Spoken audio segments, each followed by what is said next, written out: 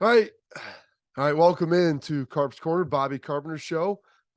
Excited to talk week 10, I guess week 11, 10th game now for Ohio State. Buckeyes are um, sitting pretty here at 9-0, getting ready to take on Indiana. They've got Maryland up after that. And then ultimately the final showdown on November 26th. And it's been a unique balancing act for Ryan and really the whole team because fans, we watch this game, every game. It's like, man, are they playing well enough in this game to ultimately beat Michigan, to beat a Georgia, Tennessee, a Bama, whoever it might be, but especially Michigan? And I know Northwestern maybe wasn't quite the warming performance that you felt, but it was a mess up there. So I always try to box unique games up like that and kind of take what you can from them, then throw them away, and understand that like it's most likely that they're not going to be in a scenario like this again, weather-wise. So toss that kind of to the side. Understand, okay, you've got Indiana coming in this week. Hoosiers started off the season pretty good.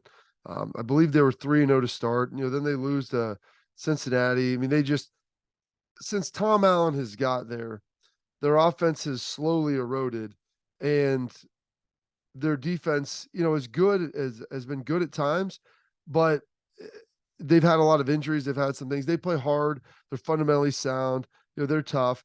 But since then, I believe Indiana, they've lost, 6 in a row. And they got beat by Cincinnati pretty handily. Beat Illinois earlier in the year, which is almost inexplicable based on how well Illinois has been playing. But Illinois also lost to Michigan State last week. So you've got that going for you. So you're trying to figure this out, who beat whom. But this Indiana team, they're not a good squad. The line now is 40 points, which is a ton. It's going to be a noon kick.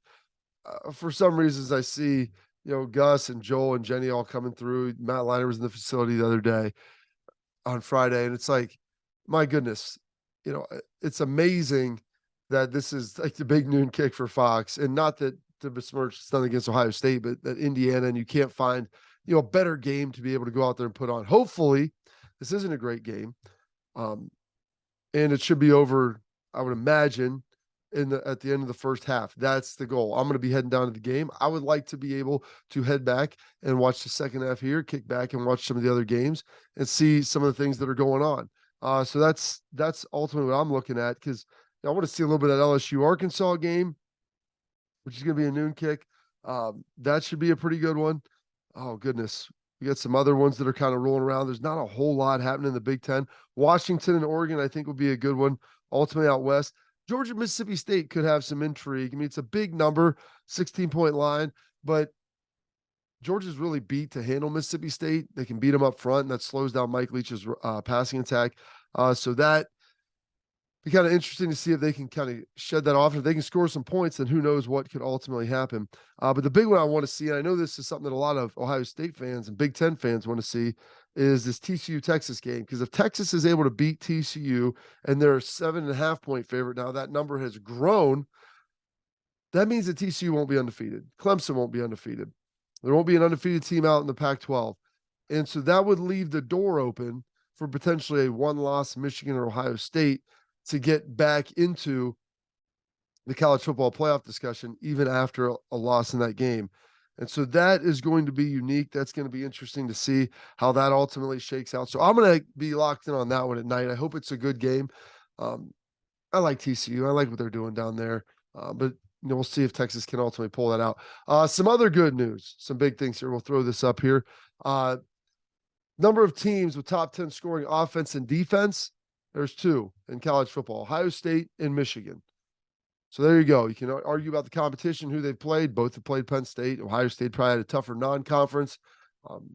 Michigan's going to play Illinois, so that may impact it a little bit. Ohio State's probably not going to be changing as they continue to move through the season with the next two teams they play. But here's something even better for you. I'm going to throw this one up here. According to ESPN, Ohio State is the only team in the top 5 of both offense and defensive efficiency. There you go. Maybe the most balanced team in all of college football. So we'll take a look at that. Before we get to some of the keys on the game, I want to touch on some of the stuff that Ryan Day came out and said yesterday in his radio show. Some interesting nuggets that I kind of pulled away that I think are good.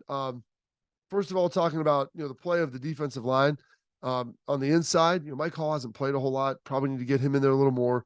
maybe a little more Tyleik Williams as well. But Teron Vincent has played pretty darn well this year, even though he doesn't have a ton of stats. And so Ryan kind of spoke to his performance in the Northwestern game, which was kind of a breakout statistically for him. Yeah, he actually graded out as a champion and one of the players of the game for what he did inside. And for a lot of the games for Teron, he's taking on two guys at once and allowing Tommy and Steele to run to the ball. And sometimes that's a thankless job, but not around here. We really appreciate, and recognize the fact that, he's playing hard and moving back to line of scrimmage and taking on two blockers. In a game like that with multiple surfaces, it was a lot more one-on-one blocks because it was just all gapped out, and they were trying to bounce the ball to our corners in that Wildcat set and the way that they were playing with the big surfaces. So Teron had a lot more one-on-one situations and got some knockback and played really well. Now, that's important. Like, he takes on double teams a lot during most games, but the wider surfaces. That means like more tight ends and more things in there. They got more players up towards the line of scrimmage. He didn't necessarily see quite as many doubles, saw some singles, and so Teron made plays. He's a veteran dude. Being able to beat one-on-one blocks is key as a D lineman. Holding double teams is a big part of his responsibility. Finally got some singles, went and made some plays. Ryan also talked about this, especially, maybe against Iowa, Penn State a little bit, and recently against Northwestern, wearing teams down. And, they talk about the competitive stamina, competitive toughness, and, especially with the run game being able to do that. Yeah, and I think it was the same way probably in the Iowa game too. We pulled away a little bit there at the end, but I think you saw in the second half we started to do that. We started to, be physical. Again, we're looking to execute at a high level. Every time we step on the field, we want to score a touchdown. That's just the way we are. That's the way we've been here for a long time. But wearing teams down is something I think we have done this year, and we got to keep doing it. Now, let's also score a bunch of points in the first half and wear them down. That's the goal. It's key. Ryan jokes he'd love to score 1 million points the whole time, in the first half, wear them down in the second half, and it'd all be good. Unfortunately, that's not how the world works. They struggled at points in time in the first half, but continuing to stay with the running game. I appreciate Ryan's doing that and not abandoning it. He really didn't have a choice against Northwestern because you couldn't throw the ball. But as you continue to lean on teams and pound and pound and pound, I think you're going to begin to see Mayan Williams getting stronger, and hopefully that offensive line, which we talked to the keys of the game, getting stronger as well. Lastly, Ryan comments with Tom Allen and Indiana and what they're all about this year. Always very good team. Tom Allen does a great job schematically. They play very, very hard. And, a couple years ago, game went into the fourth quarter, always been a challenge. They get the quarterback back this week. So, beat Illinois early in the year. So, again, you're into Big Ten, opponents here in November. You got to bring it. And that's no different this week. So, as always, Tom Allen, I think he's a good schematic coach. I think he fires guys up. I don't know offensively. Like I said, I don't think they're as good as they've been in the past. This Indiana team, since Kevin Wilson has left, we'll just do this right now. Kevin Wilson, who is now, the co-coordinator, offensive coordinator at Ohio State. I'm not sure. He sits there with Ryan, and they've figured out this game plan with Hartline and, and what they're able to do.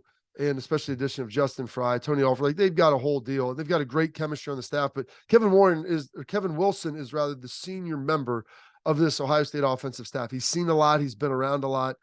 Coached at Miami, Ohio, coached at Northwestern for a long time, then went to Oklahoma before ultimately getting back to Indiana.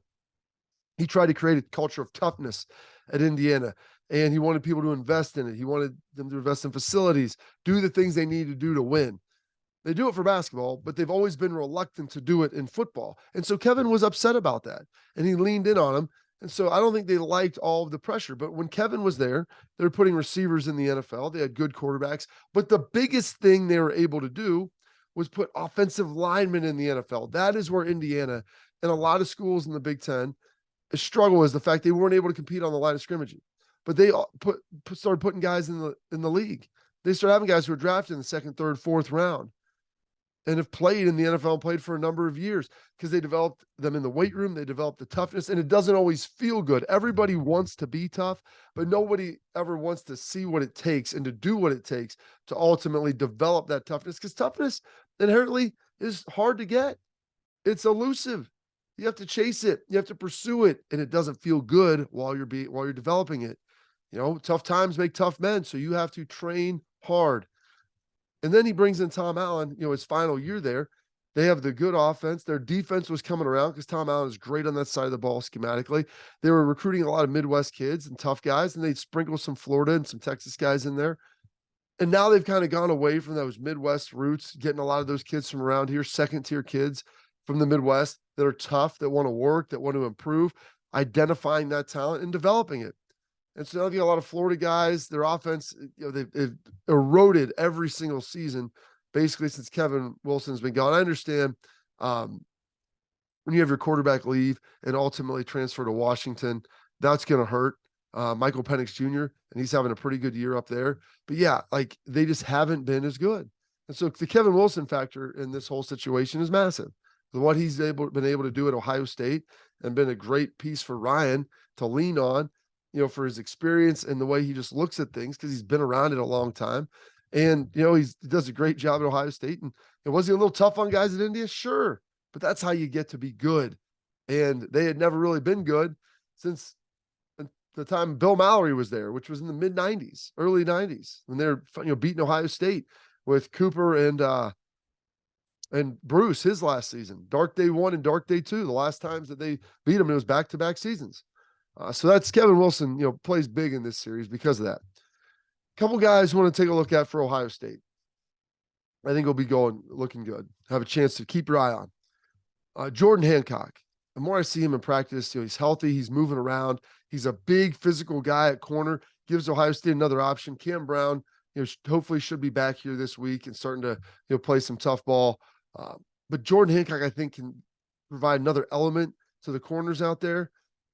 Really talented player, and it's exciting to see him get his feet underneath him for a couple weeks, and hopefully he'll start to break out and blossom a little bit, start making some big plays. So I'm going to continue to monitor him because Indiana's going to throw the ball to a bunch of different receivers. So, they'll be working some corners in there. And I know that, Jordan's been doing some good things in practice. So hopefully he'll start getting more and more action in there with Denzel, Cam, and everybody that they're kind of throwing out there together.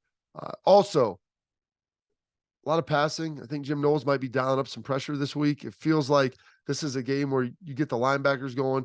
And I love Tommy and Steele and their ability to blitz. So keeping an eye on them, bringing pressure, see if they can get some sacks, make some plays in the backfield. Excited to kind of see those two guys. They've had tremendous seasons. Both of them are like top 5 on the team in tackles. They've had interceptions, they've had sacks, they've done all these different things and made some great plays. So Tommy and Steele, keep an eye on them. And then lastly, on the offensive side, Julian Fleming. I feel like he's in a good place right now. You've seen all this payoff, especially if they start rolling coverage to Marvin Harrison Jr. Emeka had a good game. I feel like Julian, this is maybe a good chance for him to have a breakout game and to be able to have some success. Now, a couple guys to watch on the Indiana side. Connor Bazelak, their quarterback, he was out against Penn State. Ryan talked about him thinking that he's going to be back. I think the anticipation is that Bazelak will play. He's over like 2,100 yards this year, 12 touchdowns, 9 interceptions. He's a good player, but their offensive line, I don't think, is going to be able to protect him the way that he needs to be protected against this Ohio State defensive front. So he's probably going to have some issues there. So we'll see if he's back and healthy. If not, they played a couple different quarterbacks against Penn State. They can throw it a little bit, but they use a lot of different receivers, a lot of different targets, which is why I think, Jordan Hancock could be an interesting deal, for him to see what he can do. And then a couple of their running backs, Sean Shivers leads the team in rushing yards this year. Last week, I believe it was Josh Henderson went like 7 for 44 was their top rusher, but their running game is kind of evaporated. It's kind of struggled the last 3 or 4 years. This season, it's gotten worse. They've had some injuries, but it's just gotten worse and worse. And then lastly, we'll leave you with this: the 3 keys to victory. Talked about this because this was an issue against Northwestern. Interior offensive line push, especially from the guard positions. You get Whippler in there at center as well, but you want to see them dent the defense. Ryan talked about that. Getting a push, getting a surge inside, allowing Mayan Williams. I think we might even see Chip train him a little bit, down Hayden a little more. Don't think Trey's going to play, but those guys getting a push up front and then allowing the running backs to be able to find those lanes running downhill. Number 2, it's been beautiful this week in the state of Ohio. Going to be a little cold, a little bit of wind, maybe some drizzle. Being able to throw in the elements is going to be key. And so this will be a nice little test. Hopefully it's nice against Michigan, but you never know. It's the Midwest and Columbus can be crazy. So chance to maybe throw in the elements a little bit. Not crazy elements like Northwestern with a monsoon or a hurricane style winds, but a little bit of rain, some cold, some things that they haven't seen yet. So it's a good time to see that. And then the last key is tackling. This team has been a great tackling team all year. Missed some tackles against Penn State. Northwestern slid off some as well, especially in the back half. I know Jim Knowles was not happy about that. They pulled some guys out of the game for missing some tackles. I'm excited to kind of see that get touched up, get figured out, and hopefully those improvements will come because I believe that they will. That's what Jim Knowles is all about. They're going to emphasize the heck out of it in practice and to make sure then that translates over into the game. So not a super long show today, but little Indiana preview, got one more in Maryland, and then it's obviously the big game, the big show heading into Michigan after Thanksgiving. So thanks for tuning in. Please subscribe. Watching every week, like, share, comment. We got the midweek mailbag where I try to answer all your questions. So thank you for everything that you've been doing as we finish up here. And hopefully this will end with the Buckeyes in the Big Ten championship game and ultimately going out to Phoenix in the CFP. Thanks.